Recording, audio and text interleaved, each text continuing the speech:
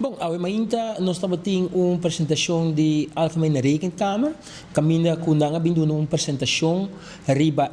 dois último rapport nang ku nanga publicar, kuta onderzoeken riba begrotingsfonds e também riba jaarrekening die Landaruba 2022. Dus ora nós temos begrotingsfondsen, nós temos que pensar riba MKB, dus songo fundo que agora instituir tempo de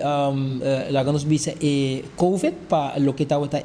companhia nang começará sustento financeiro também nang papia riba parte que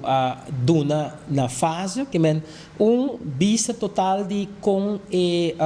presupuesto nang aqui awardo of fundo nang aqui awardo maneja que tá reflejo de jaarrekening que na mês of rapport nang que na mês a produzir cap. Bom, me te querer tem par ponto muito interessante bem dilante mas ponto nang que na 2018 é tempo me tava líder de fração de AVP e nós nós me agora amigo meu colega é tempo Richard Arens a mandar uma carta para o governo para no momento de fazer cambio de forma contra apresentar presupuesto com essa aquilo vai limitar o parlamento dentro seu controle e nós mira meramente essa aqui para sobre hoje em dia, o parlamento tem eigenlijk hoofdposten. En de orde je hoofdpost, para mij mencionar algo, denk je hoofdpost is boting goederen en diensten, pero el minister está responsable por más que un dienst. Que men bonosa con je goederen en diensten eita repartir. Personeelkosten, bonosa con eita repartir. Por ejemplo, si bota el minister que te encarga ku bambisa si nos coi para um exemplo, um ministro que tem 3 carteiras. Bonosa para 3 diferentes carteiras nang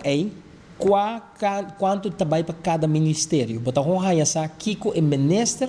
tem como na totalidade para manejar com de goederen en diensten, de personeel, de investering, pero não para cada dienst. Então, para nós, essa é muito importante tempo e nós estamos aqui também